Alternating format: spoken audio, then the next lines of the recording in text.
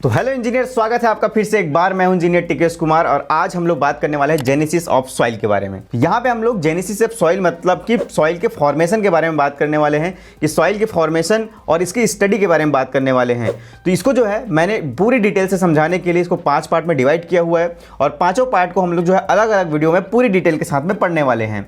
तो यहाँ पे जो भी हम स्टडी करते हैं सॉइल की फॉर्मेशन को, उसको हम लोग जो है पेडोलॉजी कहते हैं और ये जो सॉइल फॉर्मेशन की जो प्रोसेस होते हैं इसको हम लोग बोलते हैं पेडोजेनेसिस। ठीक है, तो यहाँ पे मैं जो है पूरा पार्ट बता देता हूँ कौन कौन सा चीज़ें हम यहाँ पे कवर करने वाले हैं। तो सबसे पहला रहेगा पार्ट 1 में हमारा जेनेसिस ऑफ सॉइल, जिसके अंतर्गत हम क्या देखेंगे, सॉइल कैसे फॉर्म होती है इसके बारे में बात करेंगे। दूसरी बात रहेगा कि मैप स्टडी के थ्रू हम लोग देखेंगे कि कहाँ कहाँ पे कौन कौन सा सॉइल जो है पूरे इंडिया में पाया जाता है। और उसके बाद हम लोग जो है इसके फिजिकल, केमिकल और बायोलॉजिकल वेदरिंग के बारे में पढ़ेंगे और सॉइल कैसे फॉर्म होता है और ह्यूमन एक्टिविटीज़ की वजह से और उसके अलावा बहुत सारे ऐसे फैक्टर्स होते हैं जिसकी वजह से आपके सॉइल का फॉर्मेशन होता है, उसको इन्फ्लुएंस करता है, उसके बारे में स्टडी करेंगे। पार्ट 2 जो है उसमें जो है रीजनल जियोलॉजी के बारे में बात करेंगे, जिसमें जो है भारत के peninsular, extra peninsular, Gangetic plains और इसमें सॉइल के बिहेवियर कैसे रहेगा लोडिंग के दौरान, इसके बारे में बात करेंगे। देन फिर हम जो पार्ट 3 में सिस्मिक ग्राउंड एरिया के बारे में बात करेंगे। सिस्मिक ग्राउंड एरिया में हम जो है इंडिया के मैप के थ्रू अर्थक्वेक जोन्स के बारे में पढ़ेंगे और टेक्टोनिक प्लेट्स की मूवमेंट जो है नॉर्थ की ओर क्यों है इसके बारे में हम लोग देखने वाले हैं। देन फिर हमारा पार्ट 4 रहेगा, वो रहेगा major stratigraphic divisions in India, मतलब आपका एक्स्ट्रा पेनिनसुलर और गैंगेटिक रीजन, इसके अलावा थार डेजर्ट वाला एरिया भी, वहां पर जो है कौन कौन से टाइप का सॉइल पाया जाता है, उसके इंजीनियरिंग सिग्निफिकेंस क्या क्या है उसके बारे में देखेंगे। देन फिर हमारा 5वां पार्ट रहेगा, वो है हमारा ग्राउंड वाटर कंडीशंस के बारे में देखेंगे और उसमें पीजोमेट्रिक डाटा के बारे में भी देखेंगे और ग्राउंड वाटर को हम लोग चेक कैसे करते हैं उसके बारे में भी पूरा बात यहाँ पे करने वाला हूं। तो चलते हैं हम लोग वीडियो की ओर आगे बढ़ते हैं और देखते हैं जेनेसिस ऑफ सॉइल क्या होता है। अगर वीडियो को आप यूट्यूब पे देख रहे हैं तो चैनल को सब्सक्राइब कीजिए, वीडियो को लाइक कीजिए और दोस्तों के साथ शेयर जरूर कीजिए।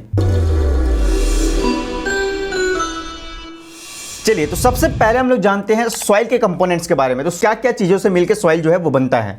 ठीक है, तो यहाँ पे सबसे पहले चीज़ ये है कि हमको जानना जरूरी है कि सॉइल किसको हम लोग बोलते हैं। तो हमारा जो पूरा अर्थ है, पृथ्वी है, उसका जो अपर मोस्ट लेयर है, अपर मोस्ट लेयर जो कि वेदरिंग से बना हुआ होता है, ठीक है, उसको हम लोग जो है सॉइल कहते हैं। तो यहाँ पे आप जो है इमेज में देख पाएंगे, इसमें सबसे इनर पार्ट, मेंटल पार्ट, उसके बाद आउटर कोर और सबसे अपर मोस्ट लेयर। तो यहाँ पे जो सबसे अपर मोस्ट लेयर जो दिख रहा है, जहाँ पे आपको मिनरल्स दिखेंगे, ऑर्गेनिक मटेरियल्स देखेंगे, एयर और वाटर, ये सारी चीज़ों का कॉम्बिनेशन जो होगा यहाँ पे, इसको हम लोग जो है सॉइल बोलेंगे। अब इसके कंपोनेंट में जैसे कि हमने जियोटेक इंजीनियरिंग में पढ़ा हुआ है कि हमारा जो सॉइल है वो जो है सॉइल के सॉलिड्स, मतलब जो आपका अर्थ मटेरियल उसके सॉलिड्स, एयर, वाटर और इसके अलावा जो है बहुत सारे ह्यूमस और रूट्स और उसके अलावा ऑर्गेनिजम्स, इन सारी चीज़ों से मिलकर जो है क्या बनता है, हमारा सॉइल बनता है। जैसे हम जो है जियोटेक इंजीनियरिंग में पढ़ते हैं, इसको कैसे पढ़ते हैं, 3 फेज डायग्राम, 2 फेज डायग्राम या 4 फेज डायग्राम में हम लोग इसको पढ़ते हैं और समझते हैं कि यहाँ पे देखो, जैसे कोई भी सॉइल, जब सॉइल तब कहलाता है जब इसमें जो है कुछ मात्रा में एयर के वॉइड्स हों, वाटर या मॉइस्चर कंटेंट हो और सॉइल के सॉलिड्स हों। तो ये सॉलिड्स, वाटर और एयर, ये मिला के जो है हमारा क्या बनता है, सॉइल बनता है। तो ये हमारा सॉइल का कंपोनेंट है, इन सारी चीज़ों से सॉइल जो है वो बनता है। अब इसकी फॉर्मेशन जो कैसी होती है उसके बारे में हम लोग देखेंगे। तो उससे पहले हम लोग जानेंगे कि कौन कौन से ऐसे फैक्टर्स हैं जो कि इन्फ्लुएंस करता है सॉइल के फॉर्मेशन को। यहाँ पे इमेज के थ्रू आप देखेंगे तो आपको सारा कुछ जो है समझ में आ जाएगा। तो सबसे मेन जो फैक्टर होता है वो होता है हमारा क्लाइमेट और ऑर्गेनिजम्स। ये जो चीज़ें हैं वो जो है सबसे मेन फैक्टर होते हैं सॉइल के फॉर्मेशन के लिए। तो यहाँ पे लिविंग ऑर्गेनिजम्स और उसके अलावा प्रेसिपिटेशन, टेम्परेचर और प्लांट एंड एनिमल्स, ये सारी चीज़ें जो है इन्फ्लुएंस करता है। आज इस कॉम्पिटिटिव जॉब मार्केट में जहां जॉब पाना मुश्किल है, वहीं सिविल गुरुजी से ट्रेंड इंजीनियर्स अच्छी करियर ग्रोथ कर रहे हैं, क्योंकि सिविल गुरुजी की ऑनलाइन ट्रेनिंग डिजाइन की गई है इंडस्ट्री स्टैंडर्ड्स के हिसाब से, जहां आप एक्सपर्ट ट्रेनर के साथ सीखते हैं एस्टिमेशन निकालना, सर्वेइंग करना, QS एंड RA निकालना, BBS निकालना, bill banana, contract and tendering के साथ और भी इंपॉर्टेंट स्किल्स आपके टाइम शेड्यूल की फ्लेक्सिबिलिटी के हिसाब से और इंडिया के सबसे अफोर्डेबल कॉस्ट में भी।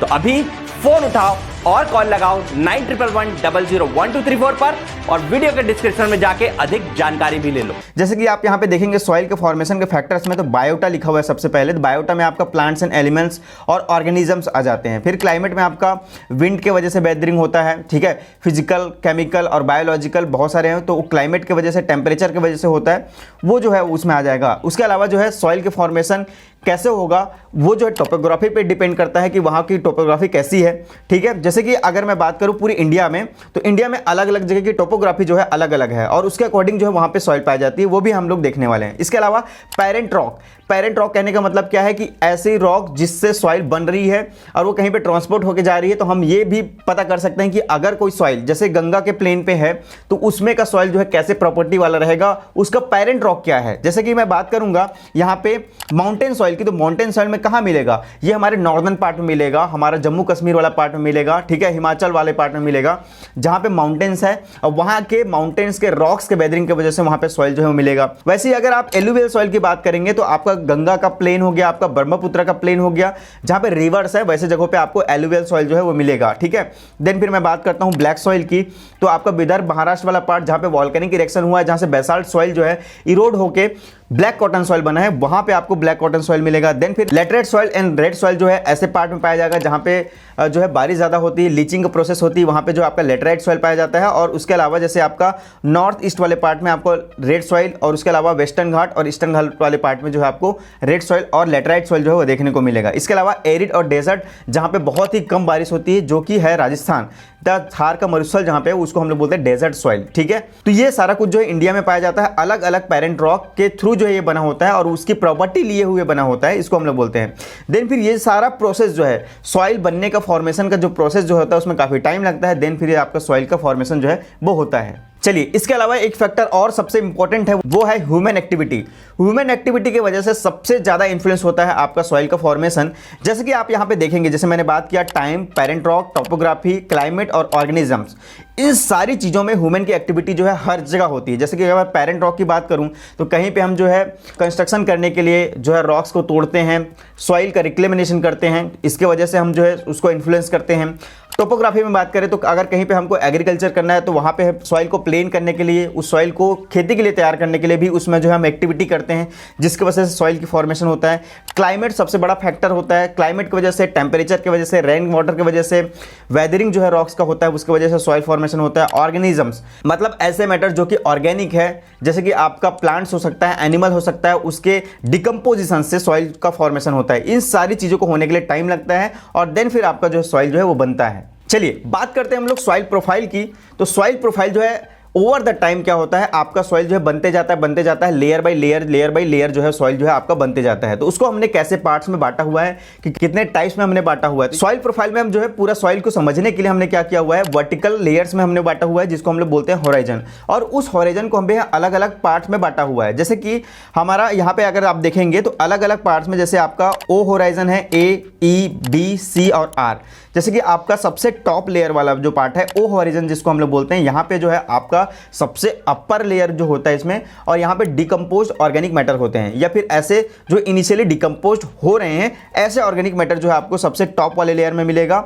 उसके बाद है ए होराइजन। ए होराइजन में क्या होता है, आपका मिनरल्स भी मिलेंगे वहाँ पे और ऑर्गेनिक मैटर्स भी मिलेंगे, और यहाँ पे जो है आपको फुल्ली कंपोज्ड ऑर्गेनिक मैटर जो है यहाँ पे मिलेंगे, जिसको हम लोग टॉप सॉइल भी बोलते हैं। अब ई होराइजन जो होता है, यहाँ पे लीचिंग मिनरल्स जो होते हैं और एक्सेसिव वाटर होने की वजह से आपका जो लीचिंग प्रोसेस होने के बाद जो है वहाँ के मिनरल्स जो है वहाँ से नीचे चले जाते हैं। यहाँ पे जो आपका सैंड, सिल्ट वगैरह जो है वो पाया जाता है। देन फिर आपका बी होराइजन जो होता है, वहाँ पे जो आपका लीचिंग के दौरान जो भी मिनरल्स जो नीचे गए उसका एक्यूमुलेशन जो है बी होराइजन में होता है, इसलिए यहाँ पे मिनरल्स मिल पाए जाते हैं। ऑर्गेनिक मैटर्स भी यहाँ पे कुछ मात्रा में पाए जाते हैं। उसके बाद आते हैं सी होराइजन। सी होराइजन में क्या होता है, आपका पेरेंट मटेरियल होता है, जैसे नीचे कोई रॉक है तो उसका जो डिसइंटीग्रेटेड पार्ट है, जिसको हम लोग जो है रिगोलिथ बोलते हैं, वो वाली पार्ट जो इसमें होता है, ठीक है। और एच आर होराइजन जो है, एक्चुअली हम आर होराइजन जो है पूरा रॉक है, इसको हम लोग सॉइल के पार्ट में नहीं लेते हैं, बट फिर भी हमको समझने के लिए इसको जानना जरूरी है कि सबसे लास्ट वाला पार्ट जिसको हम लोग बेड रॉक बोलते हैं, ये होता है हमारा आर होराइजन, ठीक है। तो कुछ इस तरीके से पूरे सॉइल के जो लेयर्स है उसको बांटे होते हैं अलग अलग होराइजन्स में, और इस होराइजन्स के थ्रू जो हम पहचानते हैं कि कौन सा सॉइल जो है किस प्रॉपर्टी को लिए हुए हैं, और उसके आइडेंटिफिकेशन जो है हम करते हैं। चलिए देखते हैं हम लोग सॉइल का फॉर्मेशन का प्रोसेस जो है वो कैसे होता है। तो यहाँ पे पूरी इजी तरीके से अगर आप इमेज में देखेंगे तो यहाँ पे देखो, सबसे पहले यहाँ पे रॉक है। रॉक में फिजिकल, केमिकल, बायोलॉजिकल किसी भी एक्शन के थ्रू जो है यहाँ पे वेदरिंग होती है। वेदरिंग होने के बाद जो है छोटे टुकड़े में बढ़ते हैं, और छोटे टुकड़े में बढ़ने के बाद जो है बहुत महीन पार्टिकल्स में जो है टूटते हैं, और वहाँ पे जो है सॉइल का फॉर्मेशन होता है। और जो मैंने हॉरिजन्स की बात की, A horizon, B horizon, C horizon, E horizon, R horizon, ये सारा चीज जो है वो क्या होता है, फॉर्म होता है। तो इस इमेज में आप देखेंगे तो यहाँ पे क्या हुआ है, पूरे जो आपका रॉक जो है, रॉक में फिजिकल, केमिकल और बायोलॉजिकल डिसइंटीग्रेशन जो है वो हुआ है और उसकी वजह से यहाँ पे सॉइल का फॉर्मेशन जो है वो हुआ है। चलिए वेदरिंग की अगर हमने बात किया तो कितने टाइप्स के वेदरिंग होते हैं इसके बारे में बात करते हैं। तो सबसे पहला जो होता है वो होता है आपका फिजिकल वेदरिंग।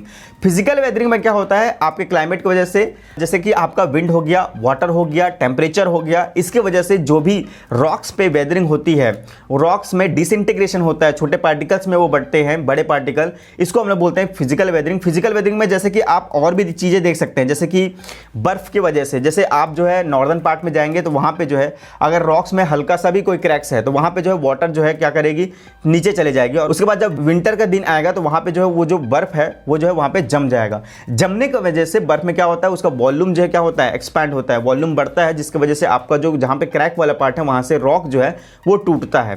तो ये जो प्रोसेस होता है काफी लंबे टाइम तक होते रहता है, जिसकी वजह से आपका सॉइल का फॉर्मेशन होता है। देन उसके बाद भी अगर बात करें तो विंड की वजह से, तो ये जो आपने इमेज देख रहे हैं ये बहुत फेमस इमेज है, इसको आपने कई बार देखा होगा लोगों के लैपटॉप के वॉलपेपर में। यहाँ पे जो रॉक का डिसइंटीग्रेशन हो रहा है या फिर वेदरिंग जो हो रही है विंड के वजह से हो रही है और टेम्परेचर की वजह से हो रही है। तो ये आप देख सकते हैं, इसको हम लोग बोलते हैं फिजिकल वेदरिंग और इसके वजह से सॉइल का फॉर्मेशन जो है वो होता है।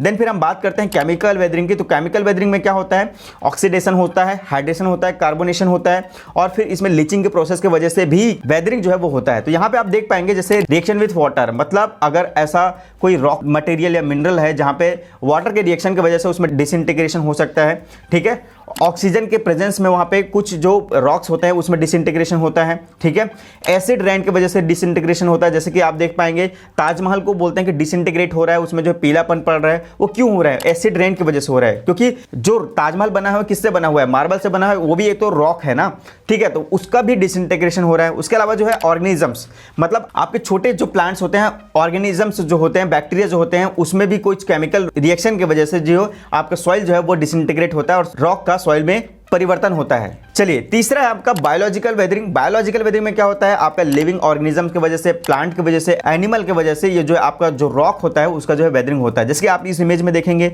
यहाँ पे रॉक जो है इसके ऊपर जो है क्या हुआ, प्लांट ने क्या किया, पूरा उसकी जड़ें जो है पूरी जकड़ लिया है और जो पूरे एक बड़ा चट्टान है उसको पूरा तोड़ के रख देता है और ये छोटे छोटे टुकड़े में भी बढ़ जाता है। जैसे कि आप यहाँ पे देखेंगे एक जो ट्री है पूरा एक बड़े से चट्टान को क्या कर दिया है, पूरा तोड़ के रख दिया है। अब यहाँ पे ये जो है काफी सालों बाद जो है और भी यहाँ पे प्लांट जो है वो आएंगे और ग्रो होंगे और ये जो है पूरे छोटे छोटे टुकड़े में बढ़ जाएंगे। उसके अलावा जो ये आपके छोटे छोटे जो माइक्रोब्स होते हैं वो भी आपके क्या करते हैं, रॉक को क्या करते हैं, डिसइंटीग्रेट और वेदरिंग की प्रोसेस में ले आते हैं। और इसके अलावा आपका छोटे प्लांट जैसे कि माइक्रोबियल्स जो है वो भी रॉक का डिसइंटीग्रेशन करते हैं। चलिए अब बात करते हैं हम लोग जो है रोल ऑफ पेरेंट मटेरियल की। तो यहाँ पे आपको पूरा इंजीनियरिंग सिग्निफिकेंस जो है वो समझना पड़ेगा सॉइल के फॉर्मेशन की वजह से, कि जैसे कि अगर हम किसी भी क्षेत्र में, जैसे मान के चलता हूँ कि मैं यूपी बिहार वाले पार्ट में हूँ या फिर मैं जो है उत्तराखंड के अगर मैं पार्ट में हूँ, तो वहां पे मुझे मालूम होना चाहिए कि वहां पे जो सॉइल जो है कैसी प्रॉपर्टी की होगी। उससे कैसे पता चलेगा कि अगर मेरा पेरेंट रॉक, अगर मुझे पता है कि ये जो रॉक यहाँ पे इस सॉइल का फॉर्मेशन जो हुआ है नदियों के द्वारा बहाया गया ये सॉइल है और वो जो सॉइल है हिमालय से निकल के आ रही है। तो यहाँ पे आप लोग देखो कि नेपाल वाला पूरा पार्ट और हिमालयन वाला पूरा पार्ट, यहाँ से बहुत सारी नदियाँ निकल के आती है। वहाँ के रॉक्स को वहाँ पे डिसइंटीग्रेट होता है, उसका वेदरिंग होता है, नदियों के द्वारा उसको जो है बहा के लाया जाता है और छोटे छोटे टुकड़ों में जो डिपॉजिट जो है मैदानी एरिया में होता है। तो आप जो है अगर हिमालय के पत्थर चट्टान की अगर प्रॉपर्टीज़ को जानते हैं, वहाँ के सॉइल कैसा है, तो आप जो है गंगेटिक जो प्लेन्स है, जो गंगा का प्लेन वाला एरिया है, वहां के भी सॉइल में भी वैसे ही प्रॉपर्टी मिलेगी जैसे आपका हिमालय रेंज पे मिलेगा। इसी तरीके से जैसे आप देखेंगे आपका विदर्भ और महाराष्ट्र वाला पार्ट में, तो वहां पे भी आपको जो है ब्लैक कॉटन सॉइल मिलता है। तो ये जो ब्लैक कॉटन सॉइल है वॉल्केनिक इरेप्शन की वजह से बेसाल्ट रॉक के डिसइंटीग्रेशन से बनता है। इसके अलावा वहां पे अलग तरीके जैसे क्रिस्टलाइन रॉक्स जो है वो भी देखने को मिलता है, ठीक है, लावा के वजह से जो बना हुआ रॉक्स है वो भी देखने को मिलता है। और उसके बाद जो है आप नदियों के द्वारा बहा के लाने पर डेल्टा से जो बना हुआ है आपका जो ट्रांसपोर्टेटेड सॉइल जिसको हम बोल सकते हैं, वो भी जो है आपको देखने को मिलता है। तो ये जो सारा जो ये जितने टाइप्स का मैं सॉइल की बात कर रहा हूं, ये जो है पेरेंट रॉक में कौन सी प्रॉपर्टीज़ है उसके अकॉर्डिंगली जो है इसमें भी प्रॉपर्टीज़ जो है पाई जाएगी। तो उस चीज़ को जो आप एनालिसिस कर सकते हैं उसके अकॉर्डिंगली इस सॉइल पे कैसे बिहेवियर होगा किसी स्ट्रक्चर का अगर हम उस पर लोडिंग देते हैं, तो इस चीज़ को आप जो है आसानी से समझ सकते हैं। चलिए अब बात करते हैं हम लोग टाइम इन सॉइल फॉर्मेशन, मतलब जो टाइम इतना लगता है सॉइल को फॉर्मेशन होने के लिए। तो एक फैक्ट आप लोग जानिए कि अगर कहीं पे 2.5 सेंटीमीटर का लेयर फॉर्म होता है सॉइल का, तो उसको लगभग फॉर्म होने के लिए, उसको बनने के लिए कम से कम 500 सालों का टाइम लगता है।